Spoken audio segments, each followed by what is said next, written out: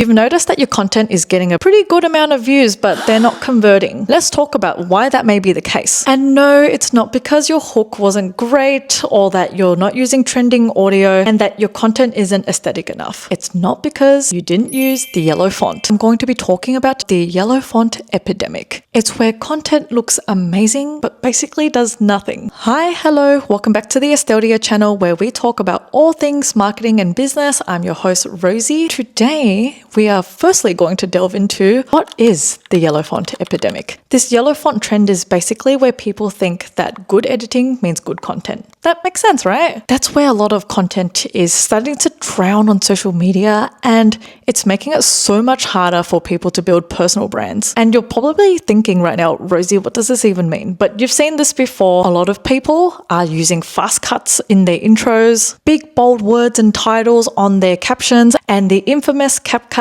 butter yellow fonts. I'm going to be placing some examples on the screen just so that you have a little bit of context. Day 4 in Korea was a quiet one. The weather wasn't great, so we kept it light. We start off the morning with some retail therapy because obviously...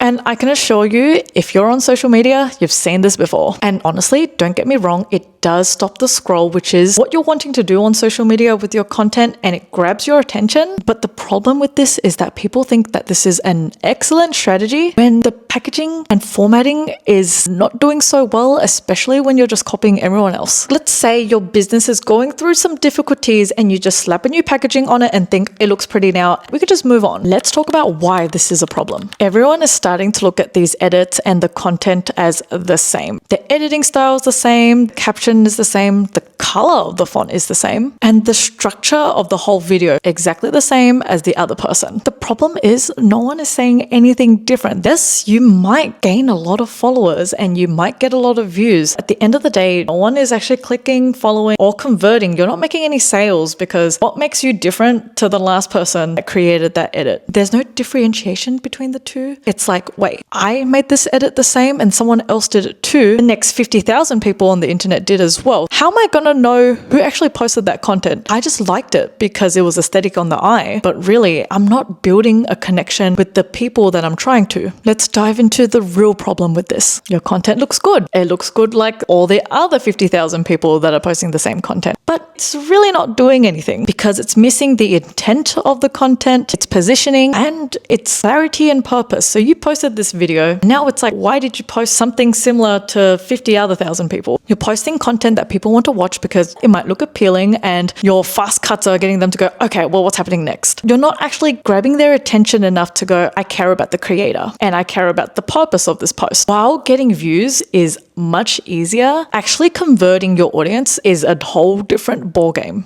Let's talk about one reason why the yellow font epidemic isn't converting. You're not talking to the right person or audience. A lot of people that adapt this editing style, they're talking to everyone. And you know what they say, when you talk to everyone, you talk to no one, which is so true. And that's because when people scroll and they see your content, they're thinking, I don't think this resonates with me. I'll give you an example. So let's say you're a social media manager and you're creating content on how to find clients. Instead of packaging your video like this, saying how to find clients, or how to grow on social media, you're going to package it like this. If you're a social media manager struggling to find clients, this is what you should do. The wording is different, but it stands out much more than being very general. The more specific you are, especially in your content and who you're talking to, the more it converts. Another reason why this yellow font epidemic is not doing too well in terms of converting content is because there's really no clear outcome. People aren't signing up, they aren't following you, and they aren't purchasing off you because they're not sure of what the value they are getting from you. Your content, I'm not saying is invaluable. It might be valuable. It's not really clear of what the end user is going to get from it. What you're going to need to do when you're packaging your content is answer the questions, what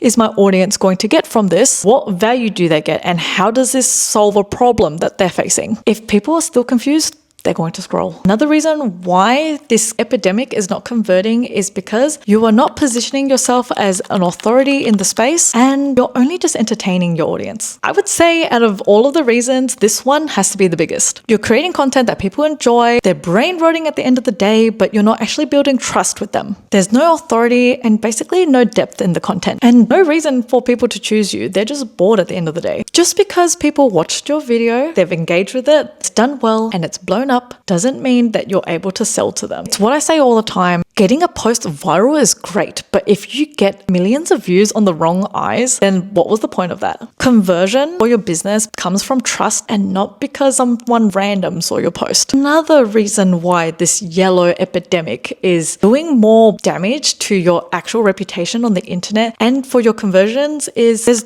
no strategy behind your content. You're just posting willy-nilly, you're not really thinking this through, there's no direction, there's no purpose, and you're not really thinking about the funnel. You're just thinking, I like this content, I'm going to post it, it's aesthetic, it's cool, and it gets views. When you're posting on social media, you're trying to achieve real business outcomes, and you haven't really linked that to how that post is going to do that. One post should lead to another and not just exist on its own. When there's no real strategy and thought behind and you're just posting, it's not going to really get you far. Think about it like this. I would rather have 1,000 followers who are actually engaged and wanting to follow me because they want to support my business and they stand for everything that I have to share. Whereas some creators, they're gaining heaps of followers because their content is aesthetic, it's great, and they're thinking, wow, I love it. But they're not actually remembering who they are. They've got 50,000 followers and they're like, wow, I've amassed all these followers. But because their content looks so similar to a lot of other people's, there's no brand kind of recognition where they go, oh, I know that's the Udi because they look so fun. They're just thinking, oh, I follow this person because I just like their edits. And that really damages a brand's reputation and their business because it's like, wait,